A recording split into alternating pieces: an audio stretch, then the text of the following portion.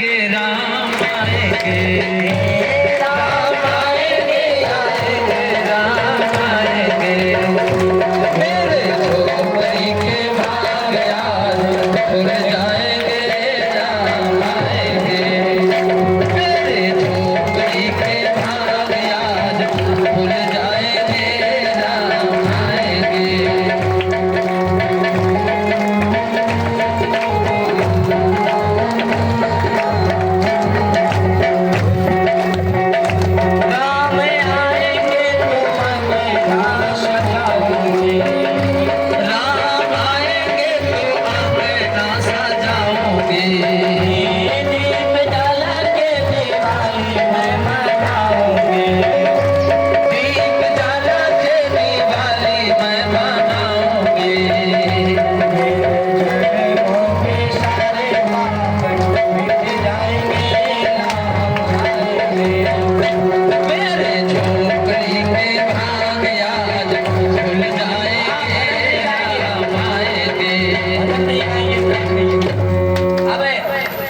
जब उस दिन आए तो सब भगवान का बहुत सुमरन किया, सब निवेदन किया, हर जगह गान बजान सब जगह हो रहा था।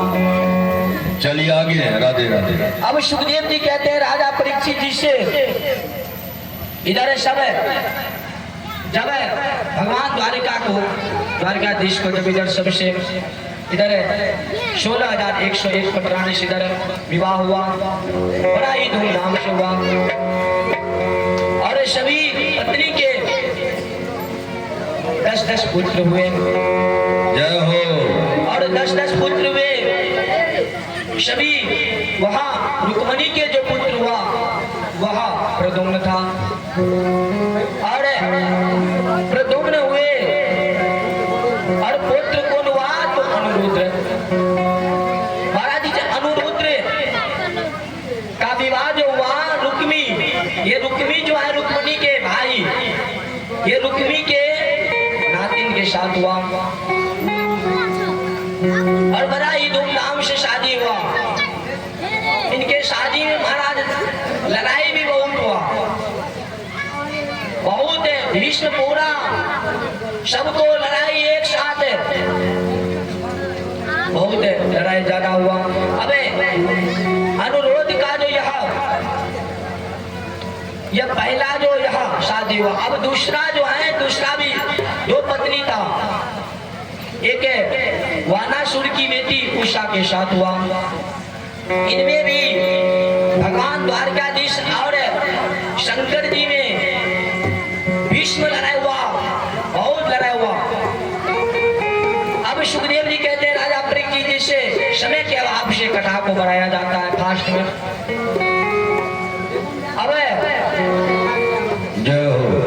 हमारे भगवान को एक बार श्री सुखदेव जी महाराज ने दीन दयालु कह दिया। अब हाँ राधे राधे, ध्यान कहीं नहीं भटकना चाहिए, कथा में ध्यान रहना चाहिए। तो हमारे भगवान को दीन दयालु कह दिया तो यहाँ पे राजा परीक्षित जी ने बोले गुरुदेव दीन दयालु है, ये दीन दयालु कहाँ से? हमारे भगवान तो दीन दयालु है तो यह इसका कोई तो और कोई होगा। आप कथा को इस थोड़ा हमें भगवान के चरित्र को और